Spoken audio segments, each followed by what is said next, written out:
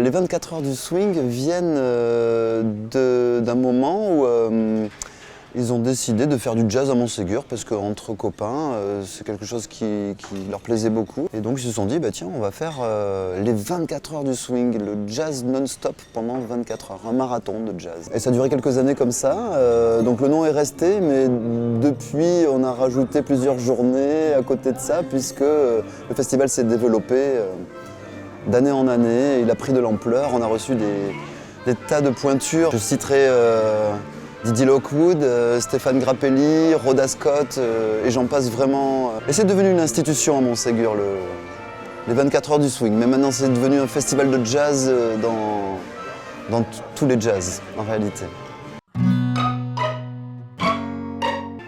Le fait d'avoir une identité de jazz à Montségur, c'est-à-dire que ça va au-delà de la culture, c'est quelque chose de social. Même les agriculteurs, même les éleveurs, même les commerçants, même les artisans, ils viennent au jazz à Montségur et ils attendent ça toute l'année. Et il y a beaucoup d'habitants du village, qu'ils soient jeunes, qu'ils soient des anciens, qui nous aident. Ce sont des bénévoles, pour la plupart issus du village ou qui viennent d'arriver.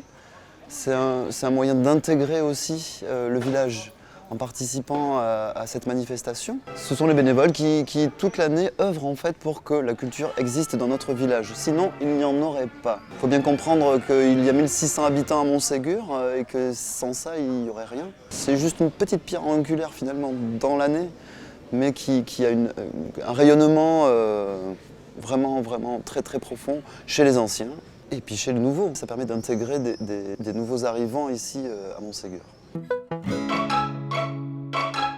La dynamique bénévole pendant le festival est très importante. Les jeunes, les vieux, les mamans, les papas, parfois même les enfants, les pré-ados qui viennent filer un coup de main, on leur donne une paire de gants et on va porter quelques barrières.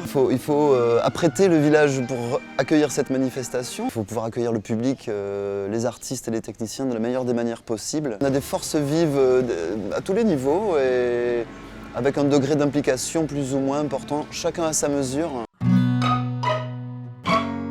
C'est une longue histoire d'amour, on va dire. J'ai commencé comme musicien, adolescent, dans un big band qui était sur Saint-Macaire.